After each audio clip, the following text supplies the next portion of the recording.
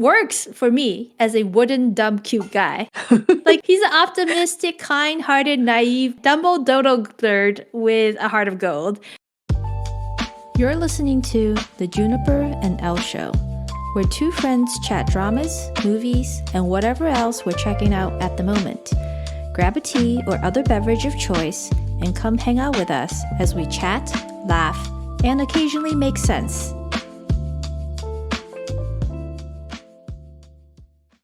Hi, this is Juniper. Hello, this is Elle. Welcome to our pod.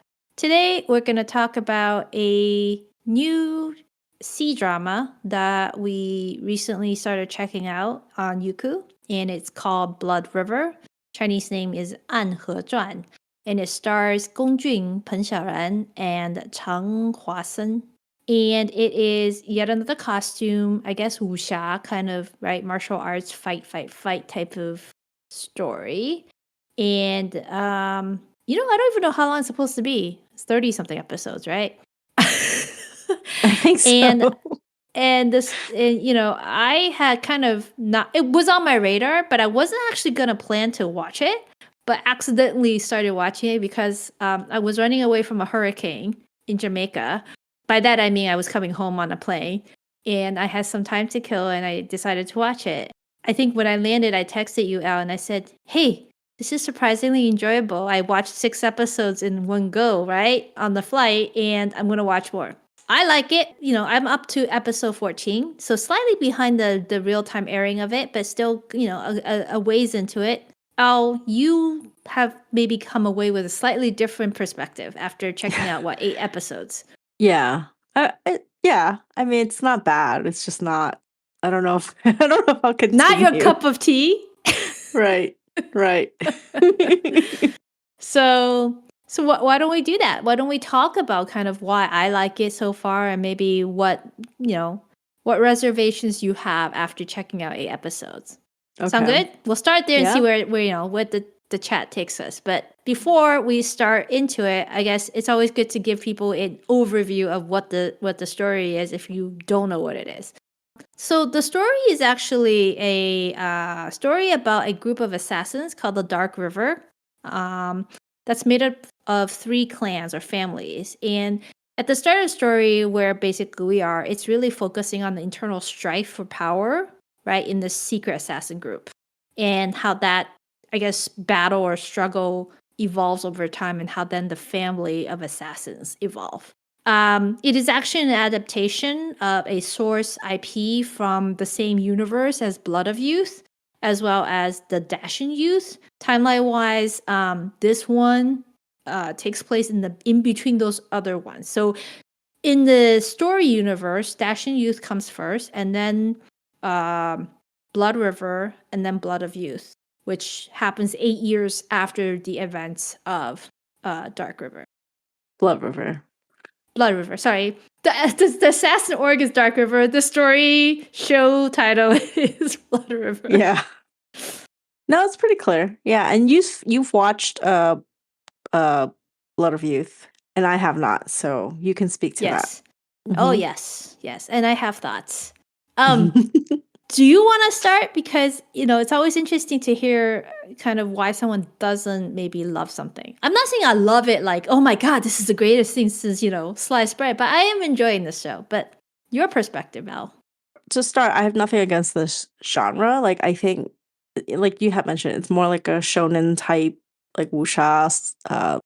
It's not heavy on romance, which is okay. I think it's more of like, usually when you watch these, it's like there's a hero's journey. I feel like here, maybe because I don't know the IP. So it's right off the bat, Gong Jun's character, he's already sort of like the leader. He's very well respected. Everyone wants him to be the next patriarch, which is sort of the head of the assassin group, but he's actually very unwilling to be that role, even though he has very strong and positive ideals that others look up towards. And so I don't know, like, as I'm watching, I guess I don't understand where the story will go in terms of, like, he is already a hero, right? It's not like the beginning of his journey. It's almost like he's at a forks road where he has to make a decision. And it's very clear he doesn't want to be a part of it, but he was sort of forced into it as a youth. and he doesn't want his life to be about, being an assassin and killing people. And he already has a lot of, I guess, like rules that he sets himself to, or principles where he's like, I will not, kill people based on these principles. I guess the most interesting part of the story is his relationship with this younger brother. They're not blood related, right? Like they're like brothers from the orphans, but they became sort of bonded brothers or sworn brothers, and I like that part of the story, but I don't think that's the whole story. And as you're watching it, okay, the first 8 episodes, I would say there are a lot of characters. I mean, they're just bombarding you with so many characters. And every time a new character shows up, it's not a very natural introduction. It's like, you're so and so, or I'm so and so. Like, they will tell you their name. And then, oh, and you have this skill or this technique, and I need to see it in action because I want to prove I'm the better swordsman. And then they fight, and then somebody dies. And it's like, boo hoo. Okay, move on to the next. Like a video game, right? Yeah, it's like a video game, which I don't have a problem with, but I think in this sense, it's like there's so many characters, and you're still trying to figure out like how the dynamics of the three families, right? Because they're supposedly have a pact, and now they're sort of breaking the pact, or someone is manipulating them to break this pact. And so I think for me watching it, I understand the appeal if you really love like good martial arts choreography. I think the characters themselves could be very interesting if they dove a little deeper. But I think right now it's so shallow. And also, like, a lot of the characters, like, 1 minute they're introduced, like 10 minutes later, they're dead. I mean, literally, they just kill them off. So it's like, why even have a big introduction for this person unless they're like very well known in China as an actor and making some special cameo appearance? Like, I don't know. But yeah, so I think it's hard for me to get invested in the story because I like to watch a lot of these dramas, not just for the plot, but also for characters. And Yeah. like I said, the main lead, his growth arc to me is at a plateau. Like, even if he chooses one or the other road, am I interested in which road he takes? Not really at this juncture. Like I said, the most interesting character is the younger brother, but I think he's gonna go down a villainous route. I mean, they're all villains in the eyes of people outside of the organization. So Yes. that's where I'm at. I think it's just that in general, I think in terms of pulling you in story-wise, the characters are too stereotypical right now, and it's not as enticing. Yeah, all fair. And what all of these things you say reminds me of how I feel when I watch Blood of Youth. So Blood of Youth is a IP that people really, I think a lot of people out there love, right? It was like, wow, this is how you should adapt the manga, shonen manga, basically. And I would say adaptation-wise, they did do a good job. But when I watched it, I was like, where's this going? It's kind of like how I felt when we were watching Immortal Ascension. I mean, they're all shonen genre, right? Except these two are more wuxia, whereas Immortal Ascension has the xinsha element, right? Magic. But really, does it matter? Their wuxia is almost magical wuxia. But I feel like the reason I was pleasantly surprised and entertained by Blood River is because I expected more like Blood of Youth. Oh my god, this is so gonna be confusing saying all these names with blood and youth and dashing in them. Sorry, I digress. Like, could they not come up with different variations? So when I watched Blood of Youth, I was like, oh, these are very pleasant, bantery characters, very shonen, fun, idealistic characters. But where is this story going? Like you said, so many characters introduced, long introduction of so-and-so with blah, blah, blah powers, and they're here to do this or that. And it was to me, a story about a quest. They just kept questing onto fight more people, power up, fight more people. At the end, it ended up being like, oh, there's some court intrigue too, right? And, that sort of wraps it. I'm like, it felt very tiring. Like, there was no depth to it. You know what I mean? And that, I bet you that's how you feel watching this. Whereas to me, comparatively speaking, Blood River actually has more depth in the storytelling and the characters. I know you're like, really? This is depth for you? It's like I said, it's all relative, right? And I felt the characters here are edgier, and therefore maybe because maybe I like edgier characters, more appealing. than in Blood of Youth. Like to me, Blood of Youth is literally watching Saturday morning cartoons. Okay, like that kind of the color palette visually was very like colorful and bright like that. You know, the visual effects were like cartoony, not bad cartoony, but just like its effects, right? And it was a few years ago, so maybe that also makes a difference. Was I visually, I would say this show, Blood River, is much more polished and dark, literally dark. Like everything is very dark half the time. They're like at night all the time.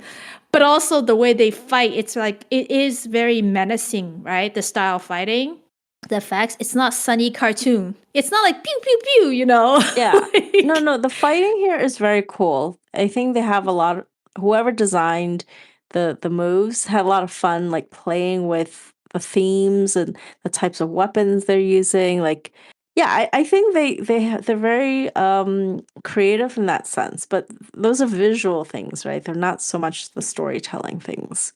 Yeah. So, but even the visuals, it's not as child's play feeling for someone like me versus Blood of Mm-hmm. Youth, right? Mm-hmm. And the Mm-hmm. characters, so I am able to follow the story in Blood River, whereas I could not follow the story of Blood of Youth, either because it wasn't clear where that story was going, or it just did not hold my attention enough for me to digest what was happening. Does that make sense? Mm-hmm. Whereas Mm-hmm. I have no issues understanding where this story is going, maybe because it's a simpler story. It's a tighter story, I would say. It's clear, Yeah. like, what they're trying to do and why they're Mm-hmm. fighting, right? Yes. Even if it's yes. like a lot of characters showing up, you kind of understand why everyone's there and fighting each other and the motivations behind it without them having to tell you, if that makes sense. Yeah. No, I would agree with that.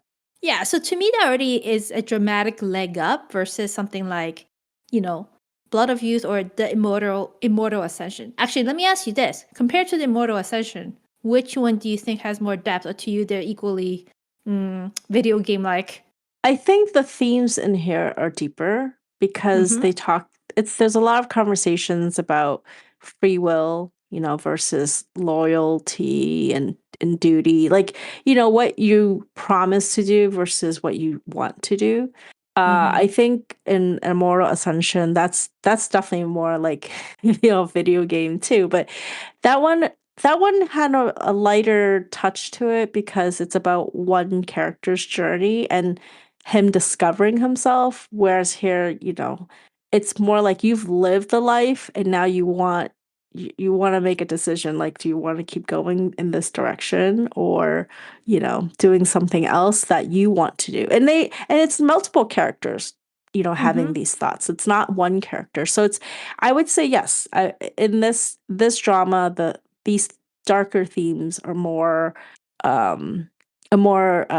fleshed out in terms of having those types of deep conversations.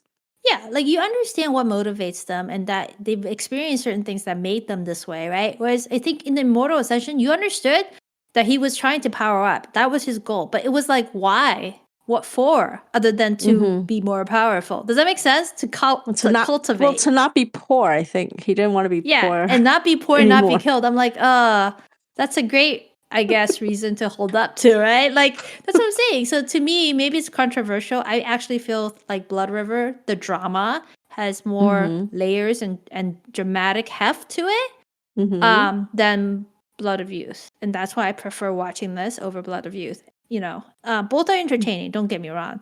But this one has my attention versus the other one. Let's talk about other reasons why I find this one works for me so far, at least up to episode 14. So yes, one of the reasons I wasn't going to watch this was because of Gong Jun, right? Like we loved him in Word of Honor and some of his earlier stuff before he became famous. But since Word of Honor, he's just been in, I feel like, really duddy stuff, right? Dud after dud. His acting's become very weird. I mean, not that he was always a great actor, always, right? Because Wen Kexing was like a role of the lifetime, and he was dubbed. He's dubbed here too, right? I think. No, that's his own voice. Actually, I think his voice has gotten better. This is his own voice? Yes. No, I thought he was dubbed like by another voice actor. No. You can tell it's Gong Jun's own voice because he had. Remember, I always said that he spoke kind of like childishly, like me, like kind of like choppy. Does that make sense? I don't remember his voice being this deep. He might have worked on it. Yeah. I didn't realize he dubbed himself. Okay. Interesting. Mm-hmm. Yeah, you can tell by some of the inflections that it's his own speech because he still has some of that weird childish inflections sometimes. But it's him. Anyways, so where was I going? Oh, Gong Jun. So I was kind of apprehensive because it's Gong Jun, right? But then I was like, you know what? It actually suits him to play this character of Sumuyi as is imagined in this storyverse, okay? Because he works for me as a wooden, dumb, cute guy. Like, he's an optimistic, kind-hearted, naive, Dumbo Dodo nerd with a heart of gold, who is also a very deadly killer, basically. And I find that somehow works. So you're not going to be like, at least for me, I'm not nitpicking his acting going, oh my God, this is horrible acting. Like, why is he acting like that? No, that's his persona in the show. So it suits. And it provides a very good foil to second male lead Chang Huasen's character, who is like his friend and assassin brother, quote unquote, right? Who is this like brash, kind of prankster, anti-hero villain wannabe who will become a villain. And I think they really kind of have a good energy together. Like the kid brother who's just like, oh, pipe down, you know? But the very tolerant, benign older brother. So that's what works for me from the two male leads, okay? And you know, I'll tell you, some people in China, what works for them is that they are shipping them like a BL couple, which I can see the show kind of like opens that doorway, but I personally don't need it here. Yeah. I enjoy it just for what it is. I really already said I like this story. It's super simple and yet fast-paced for me. And for me, it's easy to follow. I like the older actors in this. They're very charismatic. Yes. Very charismatic. Now, they don't always have a lot of screen time, but when they're there, they hold court. Well, that's the problem. I think they outact the male lead. Like, that's, you know, like, I feel like, why are they not, like, I know they're older, but why are they not the leads? They were male leads long time ago in their own shows. They need their own spinoff. Like, they're very good, and they also have very, they have a few scenes, but then when they're on screen, it's like their humor, their, you know, presence, the aura they steal the show, you know, many times from the younger actors. Yeah. Well, I think Chang Huasen also, I think you and I talked about this offline, steals the show when he's on screen, right? And he's very good in this as well. Yes. I think this is his best role so far I've seen him in, right? So I think he suits this sort of bad boy, not completely bad boy type of role. So I'm only up to episode 8, but I like the scene where like Gong Jun comes in and he lays out, you know, his conditions, you know, in order to give up the sword or whatever, and then Chao Huasen's like, "Don't slander me. I don't want any part in being free. Like I want to keep going. I want to keep going." And he's like, "No, I'm gonna free you. Like you just come with me. We'll be free men. We don't need to work with these people anymore." Anyways, I think I mean I'm jumping the gun here, but I would say I would keep watching just because of Chang Hao-sun's character. I want to see, even though you're telling me he's going to turn into a villain, I'm like, I kind of want to see how that evolves.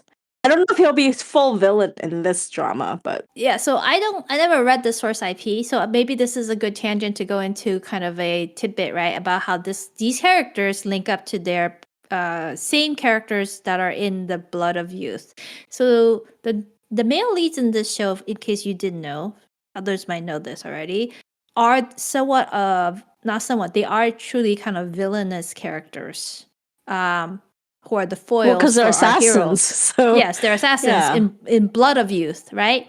Which happens 8 years after the events here. So in the Blood of Youth, spoilers, if you didn't watch that or read the source IP, Sumuyi's character, so Gong Jun's character, ends up killing his brother for reasons. Because the brother really turns on to kind of the Darth Vader path, let's just call it that. Like the path of not so goodness, right? And so people who are watching the current show are like, how did they end up that way? There's just no way. They can't see them turning on each other, right? No matter what happens in this one, their bond is like unbreakable. And what's interesting is I'm not a follower of the source IP novel or the author, but I have read up enough to know that the author has said, well, I wrote the Blood of Youth book first, and then I wrote these prequels and fleshed out the characters this way, and then kind of like regretted it, killing one of them off. Right? Basically, if I wrote it in that other sequence, it would never have come to pass that way. And so people are like, really? Well, as you know, you're an author yourself. What did you say? You said you can't undo canon, right? Yeah, but as long as you're the author and you're alive, you can change canon. They need to change genres from wuxia to xianxia so people can reincarnate. Basically, you can come back to life because the author's like, yeah, I never would have had him kill him if I had written it in this sequence. And basically, I feel like the author wrote himself into a corner, right? He started with this side characters, and then ended up being like, oh, I like these characters enough that I built the whole world around them. And as he built more of that robustness around the characters in the world, he's just like, I can't really have done that to them, but now it's too late. So I think he or others have said, read or enjoy this show as if it's like a parallel universe. Right? Just ignore what happens in Blood of Youth. Yeah.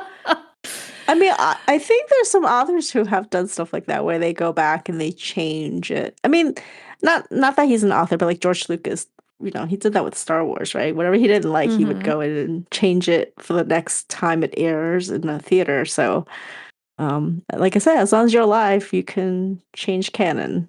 That's fair. So maybe there's hope. Yeah. I would based on what I've seen, I would like the canon to be reversed so that, nobody has to die. At least not the two main leads. I want them to have a happily ever after. Not necessarily a romantic way, but as in bonded brothers. One last thing I mentioned that I think I also mentioned offline when we were talking about this is that what also really works for me is the humor in this. Now, Blood of Youth had a lot of cutesy humor there too, but I would say that the humor here is more wry. There's an ongoing undertone of wry humor and comes up peaks up when you least expect it. They'll be fighting and killing each other, and then you're like, wait, that was kind of funny. What happened here? Yeah. So, no, I think sometimes the banter suddenly pops up, and you're like, wait, this isn't a comedy. But the banter's not overdone. It's more like it's almost believable. Like this is actually how normal people would talk, right? You're not going to be always sinister and strongholding someone the whole time you're having conversation. Like there are light moments. It's just that the light moments are peppered in the most random spots, and then it's like a blink and you'll miss it kind of thing. Because even though it's light humor, it is progression for the plot, as things are revealed. But I do appreciate that, there's these lighthearted moments, and like I said, I don't know that from the author, the source material, if it's a script, but so far they do it's pretty consistent. It's not like it was all done in the early parts and then suddenly it's gone. It's still very much that, and the whole Sue family to me is like that. They're all they're very serious, but then there's this random comedic stuff coming out of them, and it makes it not as serious and dark as I think their marketing materials shows it to be. The marketing materials are very dark that I see it because they really play on the blood theme, everything's black and red. But when you're watching it, there are very many funny scenes. Yeah, it looks very menacing on the surface, but it's not all menace and teeth and nothing else. No joy. It's actually some hidden joy all the time underneath. Gosh, I'm losing my train of thought, but so I will point out that there's actually a trilogy now, right, in the drama based on the trilogy. Well, maybe there's more than just trilogy of books, but this and The Blood of Youth are the only two in the three dramas that share the same director, and I think I read somewhere the screenwriter is the same. So I think it shows in that there's the same kind of humor, lighthearted humor, and the way they do some of the fights, right? In these two versus the other one, not directed by the same director, which is Dashin Youth with Neo Ho. I didn't watch that one, but you said people didn't like it, right? No, a lot of people didn't like it, and could be like Star Wars, right? Where the Phantom Menace is the worst. we forget that existed. Yeah, let's just park that away. Let's not watch that again. So yeah, that's kind of the end of my spiel in terms of like why I find it works for me so far, and I'll keep watching. Am I invested in the characters? No, but am I actually kind of invested in the ensemble, if that makes sense? Yes. There's no individual like hero here. Like you're like talking in terms of the hero's journey. I'm like, what hero's journey? I just kind of want to see what happens to everyone and who's gonna kill whom and why and how and you know what I mean? We didn't touch upon the female lead. What female lead? No. Also not appearing in the show is Peng Xiaoran. No, she appears for like, I want to say a total of 5 minutes so far in 14 episodes. Yeah, she barely has any scenes, but she's in all of the marketing materials. So I actually thought she was going to be a love interest for Gong Jun, but I don't think so. I think she has her own little side story. She does, yes. He has his own love interest. Yes, that's the thing. When I was watching, I'm like, wait, no, they're not together. So that's interesting. That usually in these stories, like there's some entanglement, when you have the male and female leads listed. But here they have almost zero screen time together. And they have like separate storylines. So yeah, one reason to keep watching, right? To see what, if anything, happens with her storyline. Will she appear again and when? Yeah, so far she's just sickly in bed. I don't like what's going on. Like, what is the storyline? But when she does appear, she's still very pretty and charismatic. Yes.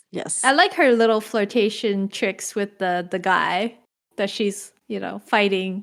Yeah, he's kind of like the male lead, right? Very like duty bound, very loyal to his whatever. Like his whole thing is like, I'm here to seek revenge, but because I injured you, I must nurse you back to health, and then I will resume my revenge plot. You're like, what? What is this?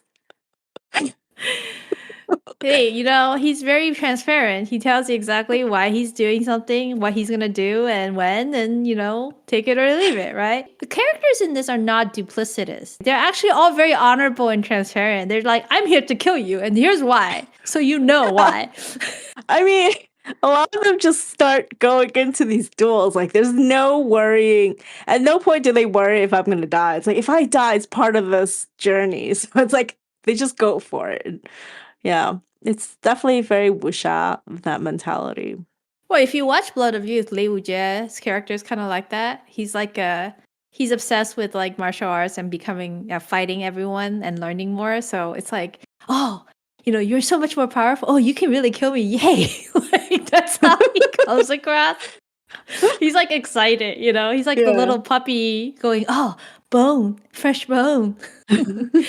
Gosh, what else can I share that might be interesting? So I'll share one more thing, which is that the actors in this, I think I mentioned this to you in passing. A lot of them reprise their roles because they're playing the same character from the other show in the universe or shows in the universe. Or they're playing skip generations of their characters, meaning, so I'll give you two examples, very obvious ones, in case people have watched both Blood of Youth as well as this one. The person who plays Sun Wu's father, so Gong Jun's father, Gong Jun's character's father in the flashbacks, is the actor who plays Gong Jun's character in Blood of Youth.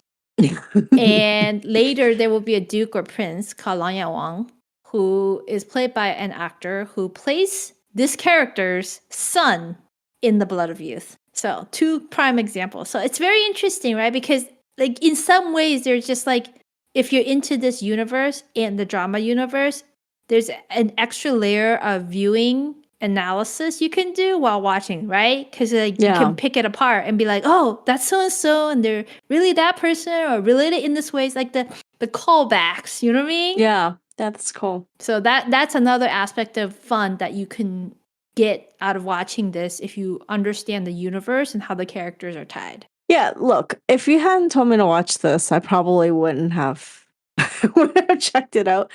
I mean, I think it does go back to like, I really haven't watched Gong Jun since Word of Honor. Like I know we checked out his early stuff after that, and he did try to do like more romantic leads. He did like some, I guess you could call them rom-com type shows. And then since Word of Honor, I think he's been really focused on costume dramas, but like you said, a lot of them were duds. And I think here his acting has improved. It's still not the most comfortable for me to watch, but again, like you said, he's playing towards the character of this very idealistic, principled guy. So I think it's okay, but I feel like then he just becomes what you call a foil, right? The straight foil for all the other people to sort of maneuver around. So I think that is sort of the weakest link for me still, even though the story itself probably is interesting, but yeah. So for me it's hard. Like I'm like, I could take it or leave it, I think, for this one. Yeah, I think I'll keep watching because there's just nothing else. I mean, I'll keep watching this and then yummy, yummy, yummy. Ugh, I'm almost tripped over that. Say that fast 3 times. And because they're so different and they're both, for me right now, very easy to watch. Mm-hmm. So Yeah. I'll report back if I finish and tell you whether, you miss anything major. Yeah. Whether Chang Huasen's character really becomes a villain or this is a happy end in the in this isolated chapter, let's put it that way, of the storyverse. Okay. Yeah, you have to let me know if I should check it out further. You have no time, let's face it. You'd have to watch this like at 4 speed. I tried. I did try at 3 speed. I was like, okay, it's too fast. Would be a blur. You'd be like, what happened? How many darts were there in that scene? Yeah, I meant to ask you because I know sometimes you watch dramas that have a lot of talk, right, at a higher speed because you're just like, oh, not important. I have to, watch this. I was gonna ask you, like, have you managed to watch this sped up because it'd be very difficult. So many characters in out, like. I did watch some parts of it in 2 speed, and actually wasn't that bad because I realized there's not much talking in this. There's a lot of fighting. It's actually a lot of fighting, a lot of people like pausing and looking around suspiciously. So it doesn't have as much dialogue as some of the other dramas where I'm like, wait, I can't watch it at that highest speed. It's a tip for those that want to watch it but don't have a lot of time. Don't watch it at 4 speed, but 2 speed is okay according to Elle. Okay. That's right. All right. Well, with that nugget of wisdom, we should sign off. Until next time. Bye. Bye.